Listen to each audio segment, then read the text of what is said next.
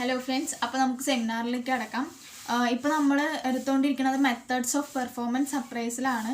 അപ്പോൾ methods of performance അപ്രൈസലിൽ പറഞ്ഞു traditional methods ഉണ്ട്, അതുപോലെ തന്നെ മോഡേൺ മെത്തേഡ്സ് ഉണ്ടെന്ന്. ഇപ്പോൾ നമ്മൾ പോയിക്കൊണ്ടിരിക്കുന്ന ട്രഡീഷണൽ മെത്തേഡ്സിൽ റാങ്കിങ് കഴിഞ്ഞു, പെയ്ഡ് കഴിഞ്ഞു, ഗ്രേഡിങ് കഴിഞ്ഞു. ഞാൻ ടെക്സ്റ്റ് യൂസ് ചെയ്യാണ്ടാണ് സെമിനാർ എടുത്തു തരുന്നത്.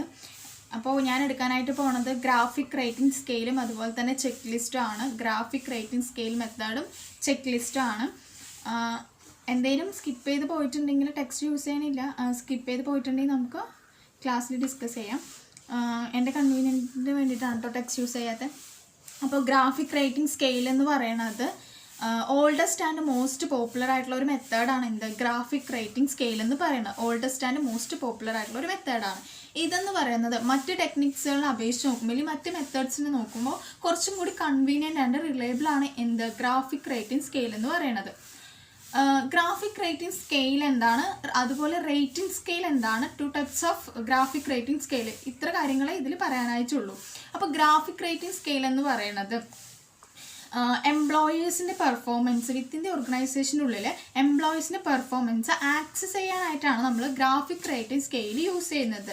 ആക്സസ് ചെയ്യുക അല്ലെങ്കിൽ ഇവാലുവേറ്റ് ചെയ്യുക എന്നൊക്കെ പറയില്ലേ, പെർഫോമൻസ് അവർ എങ്ങനെയാണ് വിത്തിൻ ദി ഓർഗനൈസേഷനുള്ളിൽ പെർഫോം ചെയ്യുന്നത്, എക്സലൻ്റ് ആണോ, പുവർ ആണോ, ആവറേജ് ആണോ, അങ്ങനെ ഏത് റേഞ്ചിലാണ് ഒരു എംപ്ലോയി ഓർഗനൈസേഷനുള്ളിൽ വർക്ക് ചെയ്യണം എന്നുള്ള കാര്യങ്ങൾ ആക്സസ് ചെയ്യാനായിട്ടാണ് നമ്മൾ ഗ്രാഫിക് റേറ്റിംഗ് സ്കെയിൽ എന്ന് പറയുന്നത് ഈ മെത്തേഡ് യൂസ് ചെയ്യുന്നത്. അപ്പോൾ അത്രയേ ഉള്ളൂ. അപ്പോൾ അതിൽ 2 ടൈപ്സ് ഓഫ് മെത്തേഡ്സ് ഉണ്ട്. അതിന് മുന്നേ എന്താണ് റേറ്റിംഗ് സ്കെയിൽ എന്ന് പറയാം. റേറ്റിംഗ് സ്കെയിൽ പറയുന്നത് ജോബ് റിലേറ്റഡ് ആയിട്ടുള്ള കാര്യങ്ങൾ, മീൻസ് എംപ്ലോയീസിൻ്റെ പെർഫോമൻസ്, അവരുടെ പെർഫോമൻസ് ക്രൈറ്റീരിയാസ് ഇല്ലെങ്കിൽ അതുപോലെ തന്നെ ട്രൈറ്റ്സുകൾ നമ്മൾ എന്താണ് റേറ്റിംഗ് സ്കെയിൽ എന്ന് പറയുന്നത് ഇതൊക്കെ അറിയാൻ വേണ്ടിയിട്ട് നമ്മൾ യൂസ് ചെയ്യുന്ന സ്കെയിലിനെയാണ് റേറ്റിംഗ് സ്കെയിൽ എന്ന് പറയാം. എംപ്ലോയീസിൻ്റെ പെർഫോമൻസ് ആൻഡ് ട്രൈറ്റ്സ് ക്രൈറ്റീരിയാസ് ഒക്കെ അറിയാനായിട്ട് നമ്മൾ റെപ്രസെൻ്റ് ചെയ്യാനായിട്ട് യൂസ് ചെയ്യുന്ന ഒരു സ്കെയിലാണ് എന്ത് ഗ്രാഫിക് റേറ്റിംഗ് സ്കെയിൽ എന്ന് പറയുന്നത്. ഈ റേറ്റിംഗ് സ്കെയിൽ എന്ന് പറയുന്നത് ഓരോ റേഞ്ചസ് ഉണ്ടാവും. അതിന് പുവർ ടു എക്സലൻ്റ് എന്ന് പറയുന്ന റേഞ്ചസ് അതിലുണ്ടാവും. ഇതിൻ്റെ അടിസ്ഥാനത്തിലാണ് നമ്മൾ അവരുടെ പെർഫോമൻസ് ഇവാലുവേറ്റ് ചെയ്യുക. അവരുടെ ഡിപ്പെൻഡബിലിറ്റി, ഇൻ്റലിജൻസ്, ഇൻഡസ്ട്രിയസ്നെസ്, ലൈക്ക് അങ്ങനെയുള്ള ഓരോ ടൈപ്സുകളും നമ്മൾ ഇവാലുവേറ്റ് ചെയ്യുന്ന ആക്സസ് ചെയ്യുന്നത് ഈ റേറ്റിംഗ് സ്കെയിൽ യൂസ് ചെയ്തിട്ടാണ്. അതിനെയാണ് നമ്മൾ റേറ്റിംഗ് സ്കെയിൽ എന്ന് പറയുക. അപ്പോൾ ഗ്രാഫിക് റേറ്റിംഗ് സ്കെയിൽ എന്ന് പറയുന്നത് 2 ടൈപ്സ് ഉണ്ടെന്ന് പറഞ്ഞു. ഞാൻ സിംപ്ലി കാണിച്ചു തരാം. ഗ്രാഫിക് റേറ്റിംഗ് സ്കെയിൽ 2 ടൈപ്സ് ഉണ്ട്. Continuous rating scale, continuous rating scale, അതുപോലെ തന്നെ ഡിസ്ക്രീറ്റ് റേറ്റിംഗ് സ്കെയിൽ, ഡിസ്ക്രീറ്റും കണ്ടിന്യൂസും. അപ്പോൾ ഇതിൻ്റെ രണ്ടിനെയും ചെറിയൊരു വ്യത്യാസമേ ഉള്ളൂ ഇവാലുവേറ്റ് ചെയ്യുന്ന പ്രോസസ്സിൽ. ഡിസ്ക്രീറ്റ് വരാം കേട്ടോ. ആദ്യം ഡിസ്ക്രീറ്റ് എന്ന് പറഞ്ഞു കഴിഞ്ഞാൽ ഇപ്പോൾ ടെക്സ്റ്റ് ബുക്കിൽ എക്സാമ്പിൾ വെച്ച് പറയുകയാണെങ്കിൽ ഒരു ട്രൈറ്റ് ഇവിടെ ഉണ്ടാവും, മീൻസ് കമ്മ്യൂണിക്കേഷൻ എടുക്കാം. കമ്മ്യൂണിക്കേഷൻ ഇങ്ങനെ ഒരു ട്രൈറ്റ് ഉണ്ടാവും. അതിൻ്റെ നേരിക്ക് റേറ്റിംഗ് സ്കെയിലിൻ്റെ റേഞ്ചസ് ഇവിടെ ഉണ്ടാവും. Poor to excellent, poor, very poor, അതുപോലെ തന്നെ average, good, very good, excellent എന്നീ പുവർ ടു എക്സലൻ്റ് വരെയുള്ള ഓരോ റേഞ്ചസ് ഇവിടെ ഉണ്ടാവും. ആ ഓരോ റേഞ്ചസിന് താഴെയും അപ്രോപ്രിയേറ്റ് ആയിട്ടൊരു ബോക്സ് ഉണ്ടാവും. ഇങ്ങനെ ഓരോ ബോക്സ് ഉണ്ടാവും. അപ്പോൾ എംപ്ലോയീസിൻ്റെ അവരുടെ കമ്മ്യൂണിക്കേഷൻ എന്ന് പറയുന്നത് വിത്തിൻ ദ ഓർഗനൈസേഷൻ്റെ ഉള്ളിൽ നല്ല രീതിക്കാണ്. ഇപ്പോൾ ഒരു ആവറേജ് ലെവലാണെങ്കിൽ ഈ ആവറേജിൽ അവർ ടിക്ക് ചെയ്ത് നോട്ട് ചെയ്ത് വെക്കും. അങ്ങനെ എംപ്ലോയീസിൻ്റെ ഓരോ ട്രൈറ്റ്സിലും അവരുടെ ഈച്ച് എംപ്ലോയീസ് എങ്ങനെയാണോ അവരുടെ പെർഫോമൻസ്, അവരുടെ quality and quantity of work എങ്ങനെയാണോ അതിനനുസരിച്ച് അവരുടെ പെർഫോമൻസ് ലെവൽ ആ റേഞ്ച് അനുസരിച്ച് അവർ മാർക്ക് ചെയ്ത് വെക്കും. അവസാനം ഇതിൻ്റെ അണ്ടറിൽ ഒരു അപ്രൈസർ ഒരു കൺക്ലൂഷനിലേക്ക് എത്തിച്ചേരുകയാണ് ചെയ്യാറ്. അതിന് വേണ്ടിയിട്ടാണ് നമ്മൾ ഡിസ്ക്രീറ്റ് റേറ്റിംഗ് സ്കെയിൽ എന്ന് പറയുന്നത് യൂസ് ചെയ്യുന്നത്. ഇത് കുറച്ചും കൂടി സിമ്പിൾ ആൻഡ് കുറച്ചും കൂടി ഈസി ആയിട്ടുള്ള ഒരു മെത്തേഡാണ് എന്ത് ഡിസ്ക്രീറ്റ് റേറ്റിംഗ് സ്കെയിൽ. പക്ഷേ കണ്ടിന്യൂസ് റേറ്റിംഗ് സ്കെയിൽ എന്ന് പറയുന്നത് സെയിം തന്നെയാണ്, ഒരു ഹൊറിസോണ്ടൽ വേ ഓഫ് റെപ്രസെൻറ്റേഷൻ ആണ് എന്ത് കണ്ടിന്യൂസ് റേറ്റിംഗ് സ്കെയിൽ എന്ന് പറയുന്നത്. ഇവിടെ കുറച്ച് ട്രൈറ്റ്സ് ഉണ്ടാവും. ട്രൈറ്റ്സ് വിച്ച് മീൻസ് എന്താണ്, ക്വാളിറ്റി ഓഫ് വർക്ക്, അതുപോലെ ക്വാണ്ടിറ്റി ഓഫ് വർക്ക്, ഇൻ്റലിജൻസ്, അങ്ങനെ ലൈക്ക് എക്സെട്ര ടെക്സ്റ്റിലുണ്ട് കേട്ടോ, അതുകൊണ്ടാണ് ഇതകത്ത്. ഇങ്ങനെ കുറച്ച് ട്രൈറ്റ്സ് ഉണ്ടാവും. അതിൻ്റെ നേരിക്ക് റേറ്റിംഗ് സ്കെയിലിൻ്റെ റേഞ്ചസ് ഉണ്ടാവും. Poor, good, very good, average, excellent എന്നിങ്ങനെ എന്തുണ്ടാവും ഓരോ റേഞ്ചസ് ഉണ്ടാവും. നമ്മൾ പറഞ്ഞു ഡിസ്ക്രീറ്റിൽ അതിൻ്റെ താഴെ അപ്രോപ്രിയേറ്റ് ബോക്സ് ഉള്ളതെന്ന്. പക്ഷെ ഇവിടെ ഓരോരോ ട്രൈറ്റ്സിനും അതിൻ്റേതായ ഓരോ പോയിൻറ്റ്സ് അവർ കൊടുത്തിട്ടുണ്ടാവും. ഇങ്ങനെ ഇട്ടിട്ട് ഇപ്പോൾ പുവർ ആണെങ്കിൽ 0, ഗുഡ് 1, 2, 3, 4, എക്സലൻറ്റ് വരെ എന്താണ് 5, അങ്ങനെ ഓരോ പോയിൻറ്റ്സ് അവർ കൊടുത്തിട്ടുണ്ടാകും. അപ്പോൾ അങ്ങനെ ഓരോണത്തിലുണ്ടാവും കേട്ടോ, അങ്ങനെ ഓരോണത്തിലുണ്ടാവും. ഇപ്പോൾ അവരുടെ ഓരോ ട്രയറ്റ് എടുക്കുന്ന സമയത്ത് ഓരോ എംപ്ലോയീസിൻ്റെയും ട്രയറ്റ് എടുക്കുന്ന സമയത്ത് ആ എംപ്ലോയർ എങ്ങനെയാണോ അവരുടെ പെർഫോമൻസ് ആയിട്ട് ക്വാളിറ്റി ഓഫ് വർക്ക്, ഇപ്പോൾ വെരി ഗുഡ് ആണെങ്കിൽ അതിൻ്റെ നേരെ അപ്രൈസറുടെ ഇഷ്ടത്തിനനുസരിച്ച് ഒന്നില്ലെങ്കിൽ സർക്കിൾ ചെയ്യുകയോ ടിക്ക് ചെയ്യുകയോ ചെയ്ത് അത് അവിടെ മാർക്ക് ചെയ്ത് വെച്ചിട്ടുണ്ടാകും. അങ്ങനെ അവസാനം ഓരോ ട്രയറ്റ്സിലും ആ എംപ്ലോയർക്ക് കിട്ടുന്ന പോയിൻറ്റ്സ് എത്രത്തോളം ഉണ്ട് അത് ആഡ് ചെയ്തുകൊണ്ട് അവരൊരു കൺക്ലൂഡിലേക്ക് എത്തിച്ചേരുകയാണ് ചെയ്യുക. ഇത് രണ്ടെണ്ണമാണ് എന്ത് types of graphic rating scale എന്ന് പറയുന്നത്.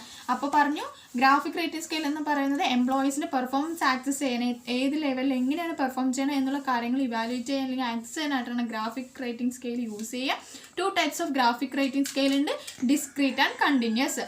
ഡിസ്ക്രീറ്റ് എന്ന് പറയുമ്പോൾ ഓരോ റേഞ്ചസിന് തരം അപ്രോപ്രിയേറ്റ് ബോക്സ് ഉണ്ടാവും, അതിൽ നോട്ട് ചെയ്യുകയും കണ്ടിന്യൂസ് എന്ന് പറയുമ്പോൾ എന്താണ് ഹൊറിസോണ്ടൽ വേ ഓഫ് റെപ്രസെൻറ്റിൽ പോയിന്റ് റേഞ്ചസ് കിട്ടിയിട്ടുണ്ട്, നമ്മളതിനെ ഇവാലുവേറ്റ് ചെയ്ത് എടുക്കുകയും ചെയ്യുന്ന മെത്തേഡ്സാണ് എന്ത് കണ്ടിന്യൂസും ഡിസ്ക്രീറ്റ് ഗ്രാഫിക് റേറ്റിംഗ് സ്കെയിൽ എന്ന് പറയുന്നത്. ഇപ്പോൾ നമ്മൾ ഒരു എക്സാമ്പിൾ പറയുകയാണെങ്കിൽ ഇപ്പോൾ നമ്മളായാലും നമ്മൾ പഠിക്കുന്ന സമയത്ത് നമ്മൾ 10th പഠിക്കുന്ന സമയത്ത് നമ്മൾ ഏത് ലെവലിലാണ് നിൽക്കുന്നത് പ്രോഗ്രസ് ഒക്കെ നോക്കില്ലോ, ക്വാർട്ടർലി ഹാഫ് ഇയർലി എക്സാമിൻ്റെ ബേസിൽ ആവറേജ് സ്റ്റുഡൻ്റ് ആണോ എബോവ് ആവറേജ് ആണോ മാർക്ക് ബേസ് ലൈക്ക് നമ്മൾ ഇവാലുവേറ്റ് ചെയ്യില്ലേ, അതുപോലെ എംപ്ലോയീസിനെ ഇവാലുവേറ്റ് ചെയ്യാൻ വേണ്ടിയിട്ട് അവർ ഒരു ട്രഡീഷണൽ ടെക്നിക്കാണ് എന്ത് graphic rating scale.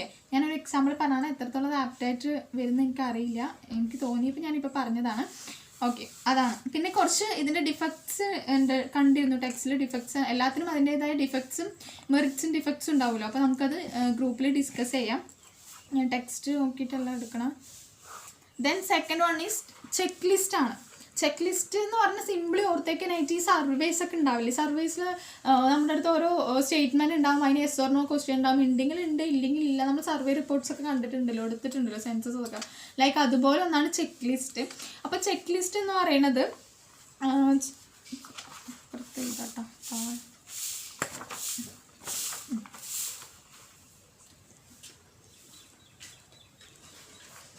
Check list പറയുന്നത് ഒന്നുമില്ല, ഇതും എന്താണ് ജോബ് പെർഫോമൻസ് ഇവാലുവേറ്റ് ചെയ്യാനായിട്ട് ഉണ്ടാക്കുന്ന ഒരു സ്റ്റേറ്റ്മെൻ്റ് ആണ് ചെക്ക് ലിസ്റ്റ് എന്ന് പറയുന്നത്. ചെക്ക് ലിസ്റ്റിൻ്റെ പ്രത്യേകതകൾ മാത്രമാണ് പറയാനുള്ളൂ. ചെക്ക് ലിസ്റ്റ് എന്ന് പറയുന്നത് ഒരു സ്റ്റേറ്റ്മെൻറ്റ് ഉണ്ടാവും, അതിന് നേരിക്ക് ഇപ്പോൾ സ്റ്റേറ്റ്മെൻറ്റ് ഞാൻ പറഞ്ഞുതരാം. ഈസ് ദ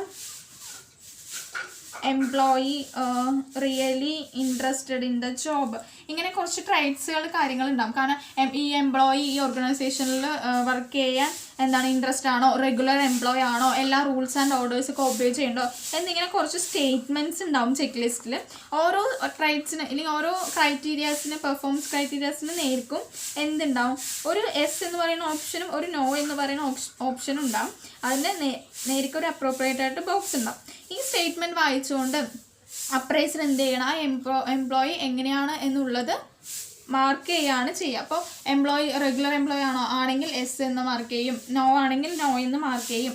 അവസാനം ഇതെങ്ങനെ കൺക്ലൂഷനിലേക്ക് എത്തിച്ചേരുക അല്ലെങ്കിൽ ഒരു ഇവാലുവേറ്റ് ചെയ്യുക എന്നുള്ളത് നോക്കാം. എസ് എന്ന് പറയുന്നത് നമുക്ക് അറിയാം എന്താണ് പോസിറ്റീവ് ആണ്, നോ എന്ന് പറയുന്നത് എന്താണ് നെഗറ്റീവ് അപ്രോച്ച് ആണല്ലേ. അപ്പോൾ നമ്മൾ ഈ പോസിറ്റീവ്സ് ഒക്കെ എടുത്ത് ആഡ് ചെയ്യുകയും നെഗറ്റീവ്സ് നമ്മൾ എക്സ്ക്ലൂഡ് ചെയ്യുകയും ചെയ്യാം. ഈ പോസിറ്റീവ് എല്ലാം കൂടി ആഡ് ചെയ്തുകൊണ്ട് അവസാനം ഒരു കൺക്ലൂഡ് എത്തിച്ചേരുക ചെയ്യാം. പിന്നെ ഇത്രയേ ഉള്ളൂ, ചെക്ക് ലിസ്റ്റിൽ ഒന്നുമില്ല. അപ്രോപ്രിയേറ്റ് എസ് ഓർ നോ ക്വസ്റ്റ്യൻസും ഒരു സ്റ്റേറ്റ്മെൻറ്റും ഉണ്ടാവും. അതിൻ്റെ അണ്ടറിൽ ഇതിൻ്റെ ആൻസറിൻ്റെ ഇതിലാണ് അപ്രൈസർ ഒരു കൺട്രോളിൽ എത്തിച്ചേരുക. പക്ഷേ ഇതിൽ ഓർത്തേക്കേണ്ട ഒരു പോയിന്റ് എന്ന് പറയുന്നത് അപ്രൈസർ ഇത് ഉണ്ടാക്കി എല്ലാം കളക്ട് ചെയ്തതിന് ശേഷം HR ഡിപ്പാർട്ട്മെൻറ്റ് ഹ്യൂമൻ റിസോഴ്സ് ഡിപ്പാർട്ട്മെൻറ്റിലേക്ക് ഫോർവേഡ് ചെയ്യും. അവരായിരിക്കും ഫൈനലി ഇതിലൊരു കൺക്ലൂഷൻ ഉണ്ടാക്കുകയും ഇവാലുവേറ്റ് ചെയ്യുന്നത് HR ഡിപ്പാർട്ട്മെൻറ്റ് ആയിരിക്കും.